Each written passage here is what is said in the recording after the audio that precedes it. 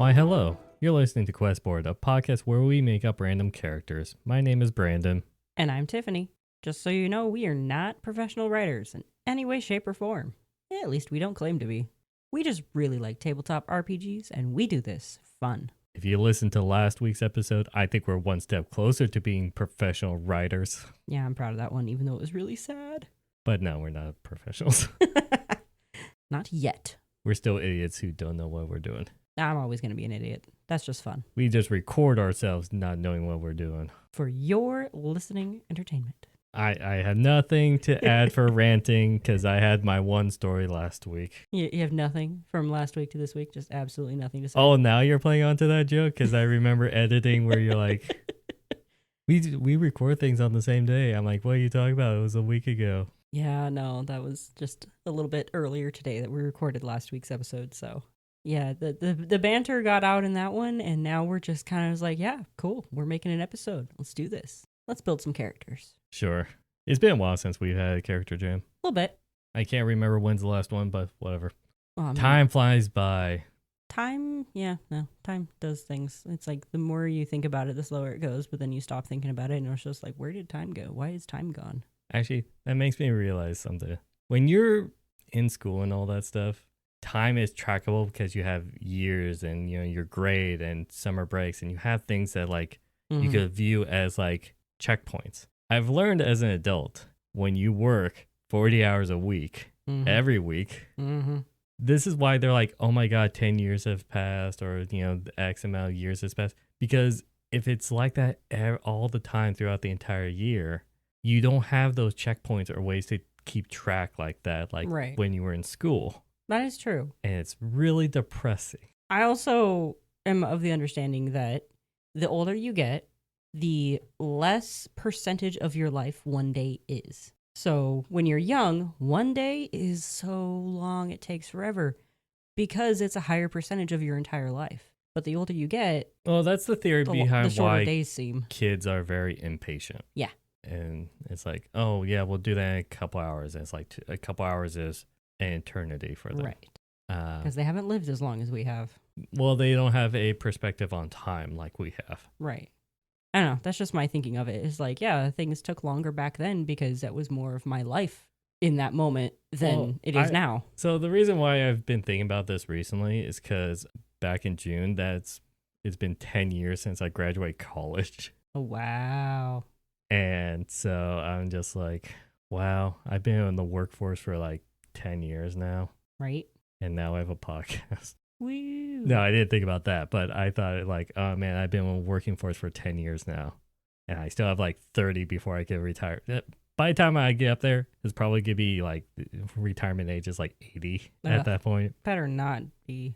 But yeah, just like know that I'm only 10 years in.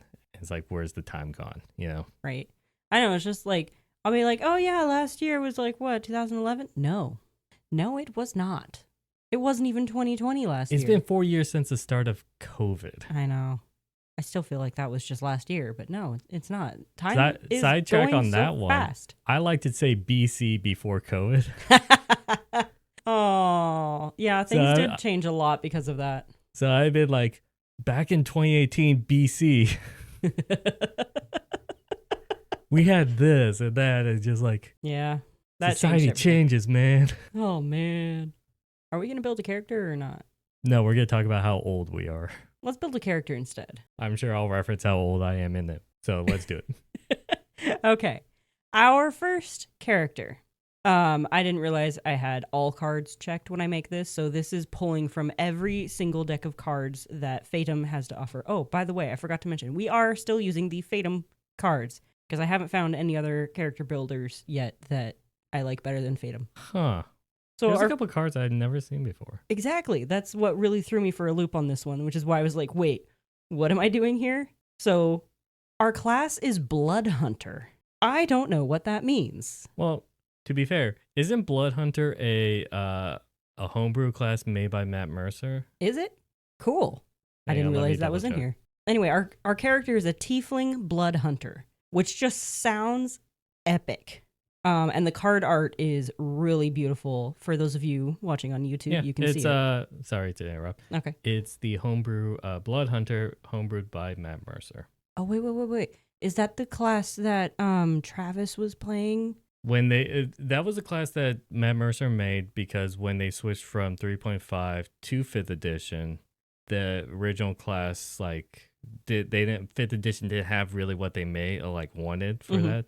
So then he made that. Yeah, I know. I'm saying in their third campaign, I believe, one of their characters, I think Blood Hunter is his class because he does things like he'll scratch himself and use the fact that he's drawn blood to turn into a werewolf and things like that. I don't know. I've never played Blood Hunter, but I just know that the one homebrew class on Wikidot was Matt Mercer made. Yeah. And Wikidot is thing I go to a lot. He also made the gunslinger class.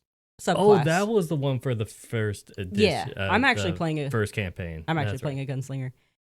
Just a little clarification about the Blood Hunter class. According to Google, Matt Mercer made a class called Witch Hunter for when they played D&D with Vin Diesel. And then afterwards, he saw that it had potential of using health as a mana source. So then he made the Blood Hunter based off of that. Anyway, so we have a tiefling Blood Hunter. Their origin says current galaxy. So they're from somewhere in this galaxy. Somewhere. This could be a Spelljammer campaign. Yeah, it could be Spelljammer. Ooh, vampires in space. And actually, our current campaign that we play together. Yeah, it's true. That's true. We are dealing with space vampires. Vampires. That's what they're called. That's right. Vampire pirates. In space. In space. Ooh. Anyway, their background is dealer. So maybe they used to work at a space casino or something. Their first bond, I'm going to say, is a subordinate who just so happens to be a young vampire. That's ironic. But they're also a warlock. So a young vampire warlock who is their subordinate, maybe worked under them at the casino or something. Their other bond, I'm going to ignore the race on this one because it doesn't exactly match up, but their other bond is an animal companion. And throwing a humanoid race on that doesn't quite work because then wouldn't be an animal. No, I got something for that. What you got? The card is tiefling. I got something for that. Oh, yeah? Yeah. Just continue on and okay. I'll incorporate it. All right, we'll get to that. Mark of the past. Hold on. Mechanic prosthetic limb. Okay, that's a picture of Iron Man right there.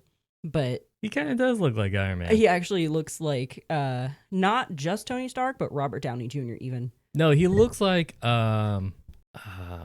what's that actor's name who plays Zorro? Antonio Banderas. Yes, it looks like him if he played Tony Stark. Oh my gosh, that would be an amazing Tony Stark. No, Robert Downey Jr. is the best Tony Stark. Oh no. He literally is Tony Stark. There's no ifs, ands, or buts about it. But can you imagine Antonio Banderas as Tony Stark? He does have somewhat of the smugness or anything like that, but I don't think he could pull off the, complete full of himself like Robert Downey Jr. did for Tony Stark. Like I said, Robert Downey Jr. just is Tony Stark. So I love how we have to say his full name every time we reference RDJ. him. Come on, let's go. We could just say Robert or Bobby. I don't know. Does he go by Bobby? I don't think so, but I feel like we're close enough when we talk about him. I've never understood the jump from Robert to Bob. I've talked about this way too many times, and I don't want to talk about it on this podcast. Oh, fine. Anyway, so he has a mark of the past is he has a prosthetic limb. That's something that really defines him, I guess. And why does he have this prosthetic limb? A suicide mission. He thought he was going to die, but he got a cool prosthetic limb out of it. Impetus. What drives this character? I'm saying he now because the Blood Hunter class card depicts, I'm assuming, an elven male because I see beard. So I've seen multiple beards in this, so I'm just saying man. But they could be whatever you want them to be. Anyway, what drives this character? Training. Bettering themselves. With who? Or it just says who. Training who? Assassin. It could mean that training to be assassin. To be an assassin? Ooh. Yeah, because they are a blood hunter. Maybe they're training to be good enough to assassinate a specific person. Maybe who they were trying to kill on the suicide mission. Okay, so I have something for all of these cards. Awesome. So this would be set in either Call of Cthulhu or Vampire of the Masquerade. Ooh. Oh, you even forgot to say that the Blood Hunter is a tiefling. No, I actually said that right at Oh, the did beginning. You just weren't listening to me. Sorry, I was like overviewing all the cards. I at the was beginning. thinking that was a really cool mix, a tiefling blood hunter. So I'm going to take like the definition of Blood Hunter a little bit more literally. Okay. This is basically anything that says tiefling. I'm going to say within the Call of Cthulhu or a Vampire of the Masquerade. It's like, especially when it says current galaxy, I would also somewhat meld it into current dimension or plane of existence, That's fair. in which they are from like a hellish plane, Oh. in which they are in the mortal plane or whatever you want to call this, Yeah. with the Hellhound companion dog. Always fun. I like that combo. That's incorporating the tiefling. I get it. I would say dealer because they actually do hunt blood for vampires. Okay. Okay. And I get you. Incorporating that metal arm it actually uses as syringe or something as a container to contain blood within the mechanical arm. Oh, I just thought of a really cool thing. Like each finger is like a syringe or like a needle, but it's stored up in the forearm. And like as they stab Have it in, you- you can see the tubes Do filling you up. remember the doctor from Baldur's Gate 3 in the Act 2? I haven't been to Act 2 yet. I thought you finished Act 2. No, we finished Act 1 and we're just about to step into Act 2. Oh, okay. There's going to be a doctor in there. You'll know what I mean. Do You're going to think of this moment. I need to plug my ears so you can explain it to our listeners? It's somewhat like he has a prosthetic arm. Okay, cool. And it's just like, oh, it's kind of like that. And that's it. I'll remember it when I get to that moment then. Or will I? It's missable. You could miss it. Okay. It's not a main story thing. But basically, prosthetic arm uses it as a container and all that stuff. The suicide mission from losing the arm could have been like a trip to either get blood or basically deal with like a higher class vampire clan that's like, hey, you owe me for dealing for this blood. Gotcha. And that could have been a suicide mission. It was just like you could have like just left it and had this you being screwed over and then walk away. Mm-hmm. Or you could confront them and piss them off, and that's practically a suicide mission. Yeah, I could do it. The subordinate young vampire, it's someone who like also deals blood too, but just like helps out. Yeah. It's like that. It's like Shia LaBeouf's character from Constantine. Yeah. Yeah. Great movie. I That love was a that fantastic movie. Keanu Reeves is amazing, and which either could be training that young vampire to be an assassin, Mm-hmm. or the blood hunter is trying to better himself by like being an assassin, being quiet and being stealthy to better like make the blood dealing easier. Or the subordinate can just be like the quirky comic relief character. Yeah, and training assassin could be the blood hunter trying to train better to be learn assassin skills to make their job easier. Right. But that is incorporating all the cards. I like it. I like it a lot. Do I have anything to add? Not really. I think that just really worked out well. I like the whole syringe hand idea. It didn't have to be a hand. It just said prosthetic limb. It's just a picture of a guy with prosthetic arm. limb, that could be a leg, but I thought in an arm would be better, especially when it comes to blood hunter and the route I was going towards. Yeah, no, that does make a lot more sense. Let's say a player is playing this. What kind of story would you want, like story beats for personal story arc? Mm-hmm. I mean, the whole learning and training to be assassin is just trying to better yourself, level up. That is the entire campaign. Leveling up, yeah. Possibly dealing with the vampire clan that like maybe the blood hunter has a chip on their shoulder because lost limb from dealing with that clan, right? Yeah. So they would maybe have a problem with that clan. It's like never deal with them again, / has a hatred towards them. And maybe that clan is a major part within the story. So the party has to deal with that. There you go. I can't think of anything to resolve though. I did just notice there is a couple more questions to answer on the suicide mission. Is where and why. So that is also things you could come up with for your character. Like, where did the suicide mission happen? Why? Well, Why I came is this up happening? with that. Well, yeah, it's true. But I'm just now noticing that the app didn't answer those questions. I'm like, darn you, app. We need more beautiful art. No, it's more open-ended for me. There you go. So I can make it fit to my story that I just made up. Yes, with no input or help from me. I'm joking. Yeah. No, you did great on this. Is that it? I like it for that one. Yeah. I can't think of any conclusion for a personal story arc, though. Well, that's just it. You're building the story as you go. Yeah, but just like how for the previous ones, are like we set up, oh, later on in the campaign, this could happen. That is true. Yeah. But this one's like, yeah, he has a problem. He or she has a problem Maybe with the clan, but then I don't know how to resolve that. maybe the person that they were trying to assassinate shows up again, and they realize, oh, that didn't work. I lost an arm for nothing. Well, I didn't say that he lost the arm because of assassination. Well, I did earlier, saying maybe they're training to be a better assassin because they failed the mission the first time. Oh, I thought it was like just confronting a powerful clan because they weren't paying up for the blood he dealt. Because the blood hunter is a blood dealer. That was the background for dealer. So just dealt blood to vampires for a living. Okay. So had to steal blood from humans and then just now here's a thought. What if sell they've gotten out of that, but the person they were working for is just like, no, you don't just get out of this. And they're coming after them and trying to get them back into the business because they were one of the best blood dealers out there. They were just a gatherer, not necessarily. Maybe they were working for a dealer or working, with a dealer who. Yeah, everything goes back to John Wick. It does. It really does. He's like, no, you can't just get out of this. You're a part of this now. Okay, I guess we have nothing. Okay, our next character has a more normal class, but still some cards I've never seen before, and I'm excited about this. I didn't realize that I had all cards checked until after I made both characters. I feel like the first one should have been a dead giveaway, but here we go. So our next character is a ranger, but not just any kind of ranger. Their racial type is forged. I wish I could actually see the card art behind this because it looks really cool. So we have essentially a warforged or some sort of mechanical ranger here. That just sounds like fun. Their origin, laboratory. Well, that makes sense. So they were built in a lab. Their background, pilot.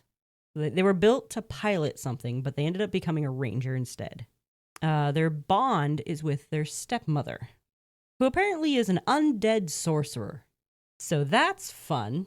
I have no idea on that one. Their other bond is another animal companion. It says half orc on this one, so I don't know what the implications there would be or could be. I don't know if I could tie that one in. Yeah, I don't know if we can tie that one in. So an animal companion of some sort, which honestly, the ranger card shows having an animal companion as well, so that really tracks for rangers. Mark of the past. Love. Who? A timekeeper. So that one's a interesting twist. Impetus. What drives them? Robbery. Who? Cosmic horror. Where? Cemetery. They're trying to rob a cosmic horror. Okay, this one's harder. This one is hard. Okay. I got something that connects the impetus with the stepmother. Okay. This one, even though it says Ranger class. You can broaden a little bit. This one is in Call of Cthulhu. Oh, here we go. They can Cosmic still be Ranger-esque. horror, I have to go Call of Cthulhu. Yeah. But it could be fancy. No, it could be Call of Cthulhu, and they can just be a ranger, like they worked at a national park or something. Yeah, they're practically the same. Yeah. It's the same name. So basically, not entirely sure about the timekeeper. Yeah, no, that one's throwing me basically, for a loop too. the in Call of Cthulhu and all that stuff, the character would be a, like, let's say Air Force pilot or something like that. Okay. And basically, or it could be just a small commercial pilot. Anyways, Well, it would be where plane crashes out in the middle of the woods, okay. basically on deathbed, bleeding out, dying, and all that stuff. We have a Warforged, remember? Yes, I know. Okay. But Oh, I see where you're getting at. Never mind. In the middle of the woods would be a random sorcerer who then takes the body, takes the soul out, and puts it in a Warforged body. There it is. Okay. I gathered where you were going after that. I was setting a scene, Tiffany, I'm sorry. I ruined it. in which the undead sorcerer basically then has a sense of servitude, let's say. Yeah. And the reason why she basically made the Warforged and all the servitude is because she is the orchestrator for the robbery towards a Cthulhu cult. Okay. Interesting. In which is probably through like trying to steal a artifact or a piece of, like, I don't know Cthulhu lore, but like I know there's multiple like dark deities, A you know, reliquary? That's a like fun the word. Yellow Queen. There's Yeah. like there's multiple of them. I think that's literally a picture of the Yellow Queen. Could be. All I know is Cthulhu. Yeah. Everyone knows Cthulhu. Yeah. But basically, what happens if there's like something in the cemetery that's an artifact for one of those like strong cosmic horrors? Okay. And so the undead sorcerer, in the sense of stepmother being the creator of the Warforged body, Right. basically adopting the body. You're my son now. But not biological. No, but hey, stepmothers still count. So that was the purpose of that. The previous love timekeeper, I'm very confused on that. At some because point, that Doctor could Who have been shows like up. before the dead, like dying, put into a body. Could have been, I don't know about timekeeper. And the animal companion could be during the beginning process of learning to be a warforged. Basically befriend a bird or a hawk or something like that. Yeah, some cool out in the woods. I absolutely love the story trope of the really big, powerful like character who's usually like rock or metal or something, and they just have a little bird on their finger. Yeah, Bastion from Overwatch. That is one of them, yes. I love that short Alphonse Elric from Full Metal Alchemist being another one. He's a Disney princess, and you can't stop me. No, every time I think of Full Metal Alchemist, I think about that lovely homunculus. Oh, which one? Oh, wait, no, that Everyone knows the one. The one. Sorry, I was thinking of the sin guys. Yeah, all the 7 deadly sins. Yeah. No, I'm talking about the depressing one.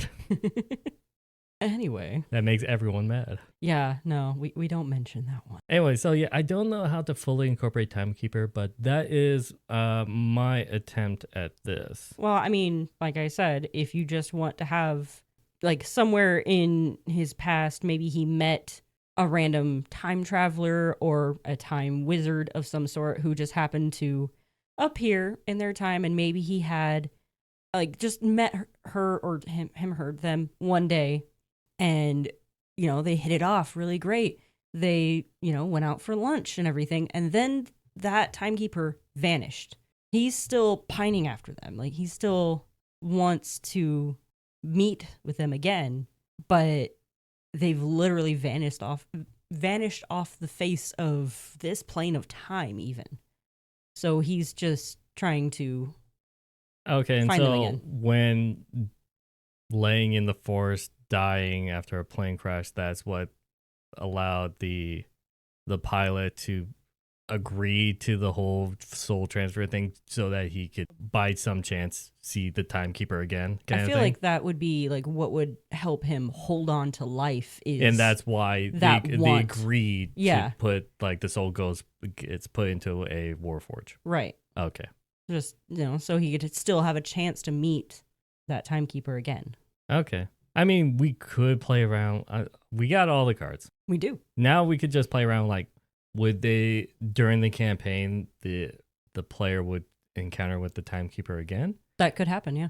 What happens if like the timekeeper, being all knowing about time and you know the fourth dimension and all that stuff, knew that the pilot is going to be meant to steal the thing from the cosmic core, the cemetery, probably pull off the robbery? What happens if, like, when they actually steal the thing from the cemetery, the timekeeper is just like chilling on like sitting on the countertop, basically in the room? Like, if you look into a room and then there's like sides, and then the main focus is in the center, obviously, right where the thing is. When they go up to him, he's just like around the corner on the side, just sitting on the counter. It's like, hey, just watching this unfold. What's up? How's it going? I knew you'd make it here. That would be quite jarring, definitely. This whole time I've been thinking of, I can't remember what he's called in Doom Patrol, the robot character. All I know is Paw Patrol. Okay, is that the same? Show. No, it's very much not the same. Are Doom you sure? Patrol is very not safe for children. There is much, much swearing, lots and lots of blood and gore, and some quite suggestive scenes. And dogs, yes. Yeah, I think there's a dog at some point.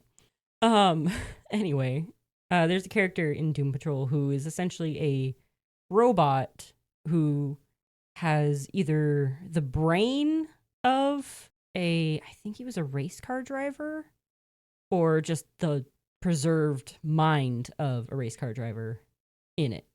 And so that's just what I'm thinking about this whole time. So you're saying I'm not original? I'm sorry. Marvel did it first. I think that's Marvel. I might be wrong. Anyways, what are we going to do with like any future plot development for the character during the campaign? Well, I mean, you always have a timekeeper love interest to throw into the storyline. You could have his stepmother pop in every now and then, give him updates about the progress of finding out where the thing he needs to steal is, and checking in on him, making sure he's okay. Have you been, getting enough sleep? Type thing. Or use the Warforged as a tool. Because I initially like implied that the reason why put soul into that is to then do the cosmic core and all that stuff. That is true, but it does say stepmother, so she thinks of herself as his stepmother. Well, there are bad stepmothers out there. I know, but I wanted to break the norm and not have an evil stepmother. What if she's just like this adoring stepmother who's just like, oh, you got it, hun. I believe in you. Please go grab an artifact that might destroy your mind/soul. Maybe the reason why it's a Warforged is because there is no mind.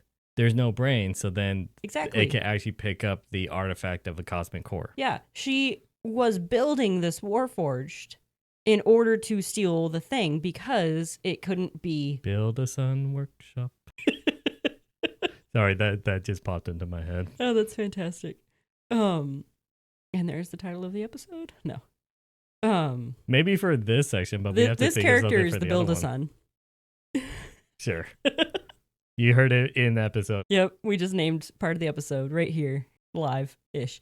Where was I going? Anyway, so whatever the artifact is, it cannot harm a Warforged. There's something about it that it has to have, like, a flesh and blood host touching it or something. But a Warforged can touch it, no issue. Well, I thought like a lot of cosmic core stuff is sanity and the workings on the brain. But if a Warforged has no brain, it just is powered by a soul. Right. That might be the workaround. That's all I was thinking. And that could totally be it. So then she was looking for someone to put into this Warforged, found him, and of course asked permission. Like, do you want to keep living or do you want to die here? Yeah, but it's that enchantress kind of level, not... Right. But then maybe not like a Wisconsin, like, don't you want a new body? The whole insert montage here of him figuring out how his new body works, like, learning that would be stuff. before the campaign. Right. Yeah, that's all before the campaign. But in doing so, builds a bond. It does say it's a bond with his stepmother. I think maybe his actual mother wasn't that great. I think through bonds, like, bonds doesn't have to be a strong... Yeah, that would be good or bad. I think it could be good or bad. Yeah, they could be good or bad. They could be vague. It's just an impact on your life. Right. That is a bond in my definition. Okay, well, if I play this character, he has a good bond with his stepmother. Sure. Okay. Well, that is 2 characters down. If you enjoyed either of these characters, if you're listening to this on Spotify, by the way, if you want to check out either Twitter, where we'll put pictures of both pictures up, or if you want to watch it in real time on YouTube, we'll have each picture up. It'll be a little bit easier. A little bit. These episodes might be better on YouTube. Yeah. But maybe you like listening to us on the go. That's why Spotify exists. Mm-hmm. But if you use either of these characters, we would love to hear updates. Just to tell us how things are going, what kind of personality you did with that, and how other people react. Mm-hmm. We'd love to just hear updates on that. If you have any job postings for like our regular stuff, you could either down in the comments, or you could tweet us on Twitter at QuestboardPod. I think with that, I wish you all a good night. And happy questing.